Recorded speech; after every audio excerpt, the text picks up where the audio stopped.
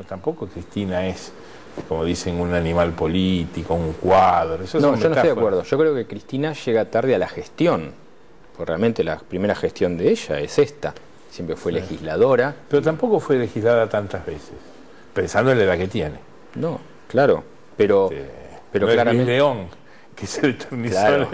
Llegó a ser, creo que el senador que más tiempo había estado en la Cámara, ¿no? No, pero digo, Kirchner ha tenido, antes de llegar a ser presidente, Néstor Kirchner, y fue intendente, fue gobernador muchísimos años. En cambio ella, Cristina, es la primera vez que hace gestión, pero política hizo toda su vida y estuvo siempre toda su vida al lado de un hombre político. Lo conoció militando políticamente. Entonces, a mí, pensar que Cristina no se presenta, me parece irreal.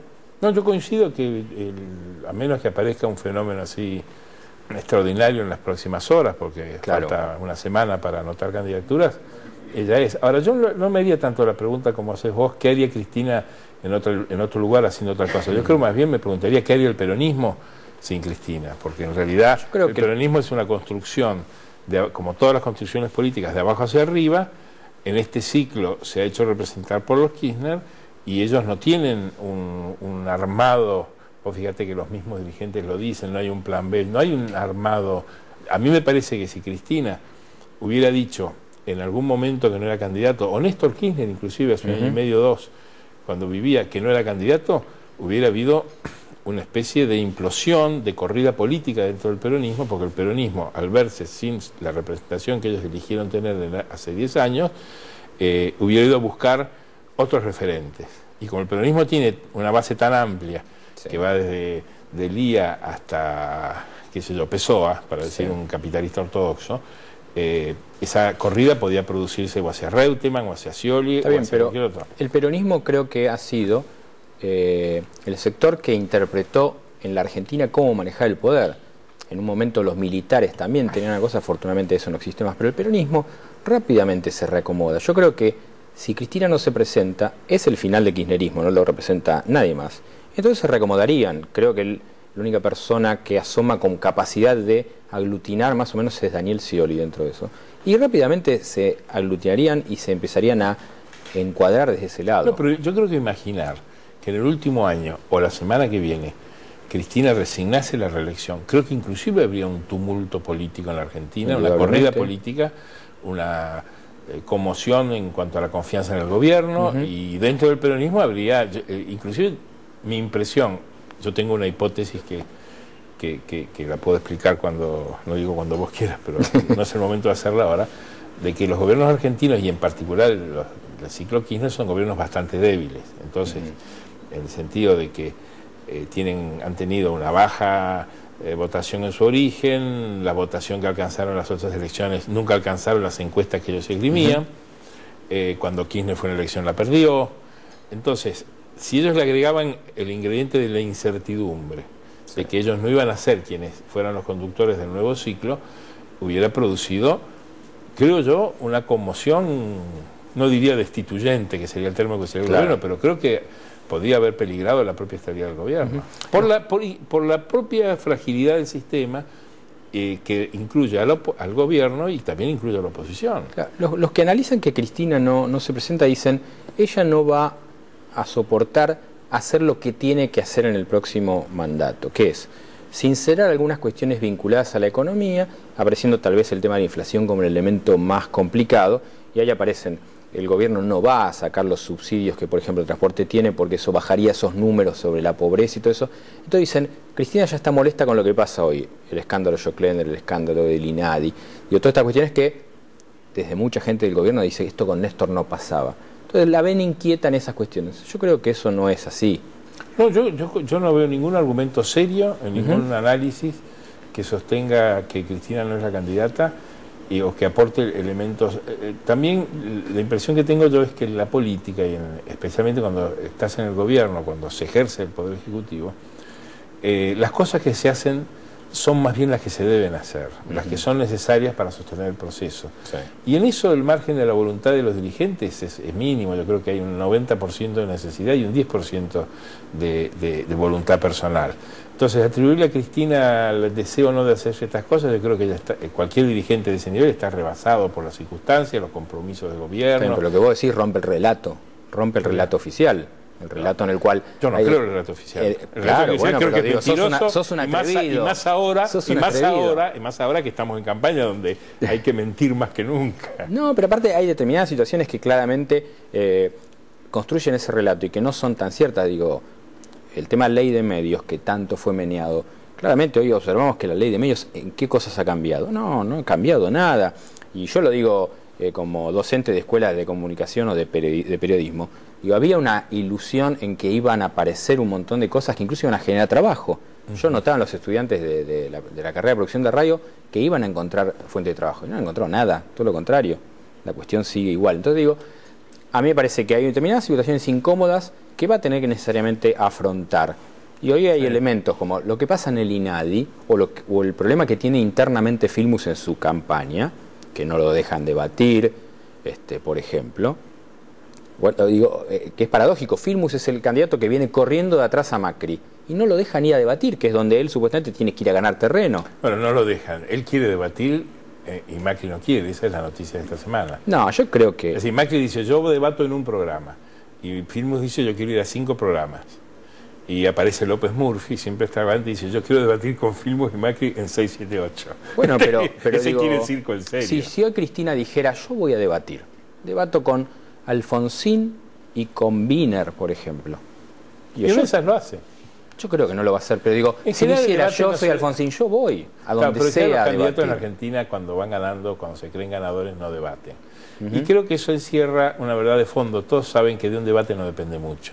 Yo no creo que un debate cambie la tendencia de la opinión, del humor general que hay en la Argentina a favor o en contra del gobierno. Te digo más, para ir a un caso estridente, el caso Joclender. Yo creo que esto es como el del INADI, el estallido de situaciones pintorescas que si vos rascás en cada ministerio hay de esas. Las peleas que hay con el manejo de la policía entre Aníbal Fernández y Nilda Garré, las peleas que hay en la economía misma sobre determinados temas, entre el Central y Vudú, etcétera. Ahora, si vos salís de lo pintoresco, ¿vos crees que el caso, yo no creo que el caso de Joclender modifique la opinión de la sociedad hacia Edo Bonafini o hacia Joclender? No. Tengo la impresión de que lo que está demostrándose es que los que la amaban o lo amaban a Joclender por lo que hacía, yo no creo que haya perdido adhesiones. No, yo creo que la no gente que creía que no lo amaba a nadie, digo. Bueno, pero había gente que lo sostenía. Yo no creo que eso lo apartarán, pero el público que diríamos es crítico hacia Bonafini o que no le gusta lo que Bonafini hace y dice y las cosas que hacen los tribunales populares a los periodistas y yo no creo que el electorado, si vos me dijeras ¿qué le importa esto a Scioli? Le importa nada, no le significa un voto en la provincia. Pero no creo que en la ciudad modifique. Sí, en la ciudad sí, yo creo que sí. Yo creo que el retablo de Bonafini y Joclender, la gente tiene una opinión, y esto en realidad a los que no los querían se lo confirma, y a los que los querían la sostiene. El Joclender te lo saco porque hace cosas feas, pero yo creo que no va a ganar ni perder Bonafini adhesiones, fíjate. No, pero el estado de lo que sucede en el INADI más lo que sucede con Joclender y Eve, sí significa un ruido importante en un esquema progresista, en medio de campaña, como el de Filmus, ¿no? Porque digo, no es Vudú el candidato, porque Vudú, digo, si hubiera sido candidato, hubiera sido otro esquema. ¿Crees que le van a pasar la factura a Joclender a Filmus? Yo no creo. Yo creo que le van a pasar esa factura al gobierno, digo, hoy algunos estaban preocupados. Sabe que cada vez que el gobierno, vos rascás en un ministerio, el caso Jaime nos hemos cansado ya, hay estas cosas, son propias de la Argentina, estos escándalos que vienen, el PAMI del Derete, o sea, el Estado argentino es una maquinaria de generar este tipo de guerras de intereses. Algunos estallan y otros no. Sí. Mi impresión es que hay un aprovechamiento electoral por parte de la oposición de estos casos que son reales, pero no tengo la impresión de que incidan en general en el rumbo de del voto o de la intención de adhesión o de rechazo. Nadie la va a querer más o menos a Cristina por Joclender, ni lo va a querer más a Alfonsín o a Pino o a Carrió por Sorglender, o porque Elisa Carrió sea la más violenta en el ataque a Sorglender. Yo creo que nosotros a veces lo que tenemos que hacer es salirnos del microclima que tenemos los periodistas, los políticos, claro, el Twitter y toda esa cuestión. Yo creo que un elemento como el de Ricardo Jaime que vos citabas, jamás escuchabas que nadie hablara mucho de esto, el que lee, el que te sigue, el que... En cambio, digo, el tema Sorglender, por ejemplo, o el sainete del INADI, sí circuló en lugares, a mí me sorprendí escucharlo en algunos lugares de charlas. Es muy divertido. Es muy divertido. Es muy divertido. Pero claro que es Ahora, divertido. ¿vos crees que la gente descubre algo respecto de Ebe de Bonafini? No. Ebe de Bonafini se cagaba en los muertos del septiembre 11 de Estados Unidos, en las víctimas de la ETA, o con los periodistas de todos los medios, salvo 2 o 3 amigos. Va a ser lo mismo con la ley de contabilidad y la ley de administración financiera. Y te repito, yo creo que Ebe Bonafini no es ladrona. Creo que no se lleva una moneda. De ninguna manera. Yo no tengo esa impresión, no tengo esa noticia, creo que hoy es donde está más blindada. Lo que sí ocurre es que esta trama se instala en un Estado que vuelca sobre una organización que maneja Sorglender 700 millones de pesos. Claro. ¿Quién recibe eso? El otro día leía, no sé si es así, pero leía en un diario, creo que en el tuyo, que decía que la organización esta era la segunda empleadora de la construcción después de Techín. Exactamente, es así. Es decir, eso es una enormidad en cualquier estado del mundo. Esto muestra el modelo de negocios que se armó durante el kirchnerismo. Entonces, sí, porque aparte todos teníamos una imagen, incluso la decíamos muchos periodistas, del Kirchner con la libreta almacenero que controlaba hasta el segundo, o la factura que parece que Cristina le pasó a Moyano, dijo, estás comprando muchos dólares en una reunión que se encontraron, ¿no? Como que tienen un control sobre todo. ¿Cómo no van a tener un control sobre 765 millones de pesos que le dieron al esquema Sorglender, Sueños Compartidos, Armando Viviendas? Entonces aquí algunos dicen, no, lo que pasa es que Ebe era inmanejable, no le podés decir nada, entonces dejaron que eso fluyera.